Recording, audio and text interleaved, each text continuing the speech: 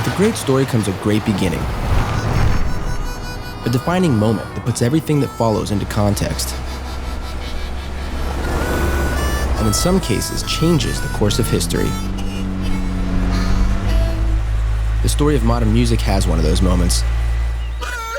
Trace backward through rock, country, and R&B, and you'll find a literal crossroads, where for the price of one man's soul, the devil gave us the Delta Blues.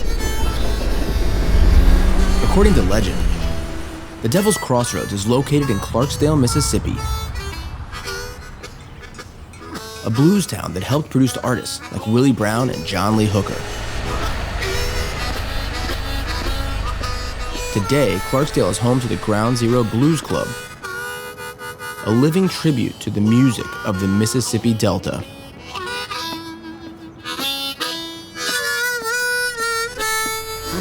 Ground Zero is also where, at the age of 12, Christone Ingram, the artist better known as Kingfish, began playing on stage. In 2019, Kingfish released his self-titled debut album. It was nominated for a Grammy, and it earned 5 Blues Foundation awards, including Album of the Year.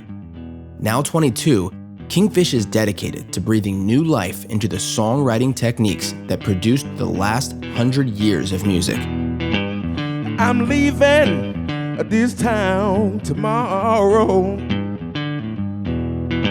I got many places to see and many places to go.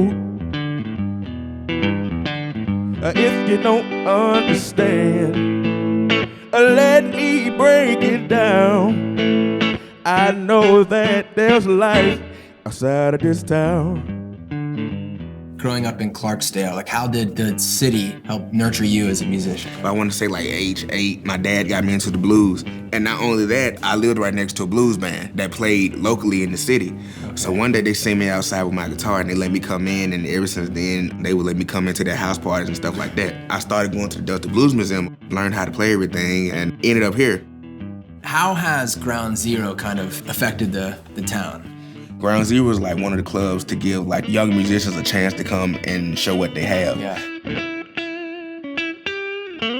One of your missions is to introduce the blues to young people, and specifically young black people. Yeah, right. And why is that important now? Well, for one, there seems to be a myth that young black kids, or just young kids altogether, they're not into the blues. They're only into whatever's popular, rap and hip hop. Me and a couple of other my young friends in the blues business, we're kind of showing that, hey, it ain't all about rap and hip hop with us. Some of us actually like this roots.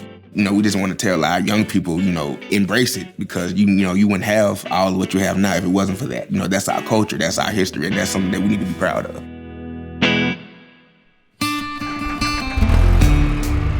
That history that Kingfish celebrates is on display everywhere you look in Clarksdale. The streets are lined with buildings that used to house juke joints for traveling bluesmen, and their walls are now painted with murals that pay homage to the heroes of Southern songwriting.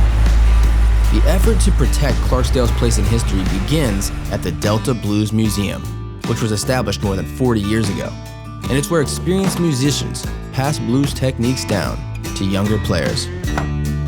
You guys have an impressive education program here. This is where Kingfish developed as a blues player. So tell me about when the education program got started. Well, the museum started in 1979, and then we saw the need to be able to preserve and perpetuate blues music, and so the classes became a part of the museum's educational offerings. If we don't know our history, we don't have a roadmap to move forward. The blues is the heartbeat of music. It's important to know and nurture that and maintain that history so people can learn from it and take it and shape it to their craft.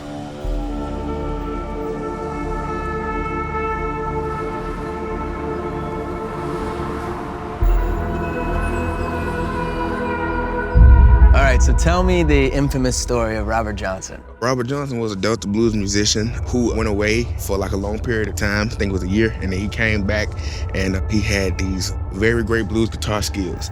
That was the, kind of the myth that he went to the crossroads and sold his soul to the devil.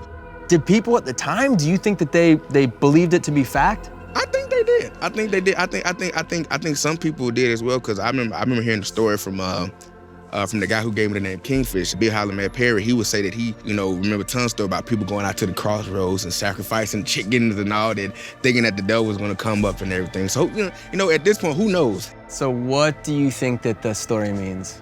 I think at the end of the day, and that's what's so good about the blues, you gotta find your own meaning from it. It's an urban legend, but at the same time, what you get out of it, it's pretty much what you believe in it, for sure. Yeah. Robert Johnson at the Crossroads cuts a mysterious yet powerful image. And in the time since, the blues has expanded to create rock and roll and the countless genres that followed. We don't often hear traditional blues on the radio today, but Kingfish is working to change that. I'm leaving Clarksdale with a new appreciation for the Delta blues, and I'm excited to be back on the road. I'm heading to my next city, and I hope you'll follow along. If you do, I'll see you there, on the next Common Tread.